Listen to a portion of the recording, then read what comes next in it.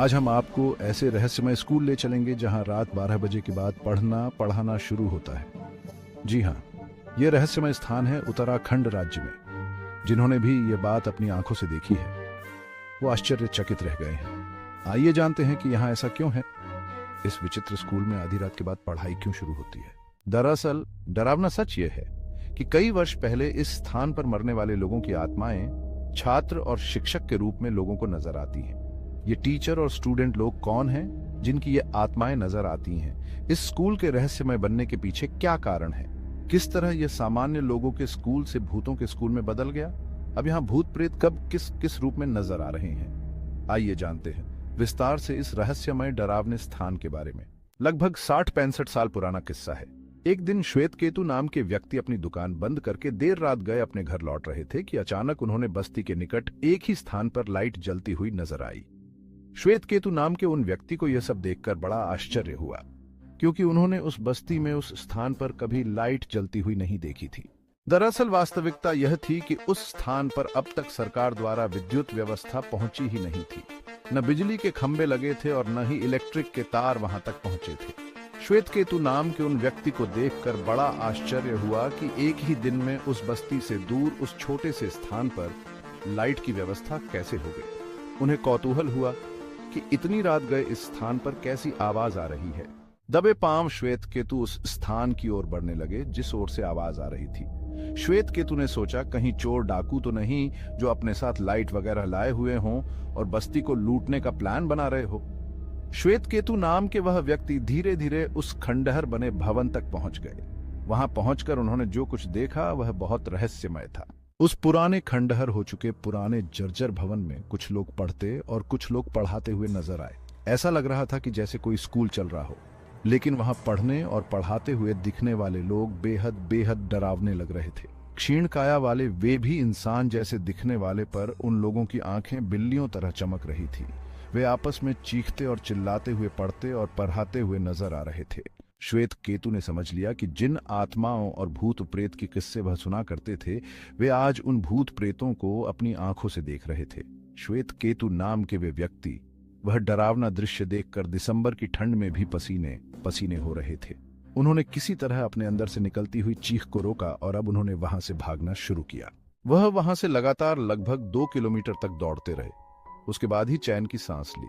श्वेत केतु जब अपने घर पहुंचे तो रात के 2:30 बज रहे थे। अब उनकी आंखों में नींद कहां थी। भूत प्रेतों के स्कूल का पूरा नजारा उनकी आंखों के सामने नाच रहा था, लेकिन वह बात उन्होंने रात के समय में घर के किसी व्यक्ति को बताना उचित नहीं समझा। किसी तरह करवटें बदलते हुए रात काटी। सुबह के समय श्वेत केतु ने अपने पिता को बस्ती के बाहर की भूतों की पूरी कहानी सुनाई। तब उनके पिता ने उनको जो कहानी सुनाई वह और भी अधिक चौंकाने वाली थी। श्वेत केतु ने बताया कि वर्ष 1952 में समाज सेवक एवं राघवन ने छोटे बच्चों के एक स्कूल को बनाने के लिए चंदा एकत्र कर बस्ती से बाहर एक छोटा सा भवन बनवाया ताकि बस्ती के छोटे बच्चों की पढ़ाई लिखाई के लिए एक अच्छी व्यवस्था हो जाए और उन्हें पढ़ने के लिए कहीं दूर नहीं जाना पड़े। समाज सेवी एम राघवन का यह सपना साकार हो गया। स्थानीय लोगों के आर्थिक सहयोग से स्कूल बनकर तैयार हो गया और उसमें पढ़ाई लिखाई भी शुरू हो गई। लेकिन एक दिन कुछ ऐसा हुआ जो बहुत दर्दनाक था। श्वेत केतु के पिताजी ने बताया कि मुझे याद है उस दिन स्कूल का वार्षिक उत्सव था। स्कूल के सारे स्टाफ और छात्र छात्राएं एनुअल फंक्शन की तैयारी में लगे हुए थे कि दोपहर 12 बजे के लगभग तीव्र गति का भूकंप आ गया और दुर्भाग्यवश स्कूल की छत नीचे आ गिरी, जिसके कारण स्कूल के कई अध्यापक, कर्मचारी और बच्चे स्कूल की छत के नीचे दबकर मर गए। ये दर्दनाक दृश्य बहुत भयानक था। लगभग 10 की संख्या में बच्चे बड़े मारे गए, कुछ घायल भी हुए। उसके बाद स्कूल की छत को रिपेयर कराया गया। कुछ दिनों बाद उस विद्यालय में पढ़ाई लिखाई फिर शुरू हो गई, लेकिन भूकंप की उस दुर्घटना के कारण वहां होने वाली उन अकाल मौतों के बाद विद्यालय में अनहोनी घटनाएं शुरू हुईं।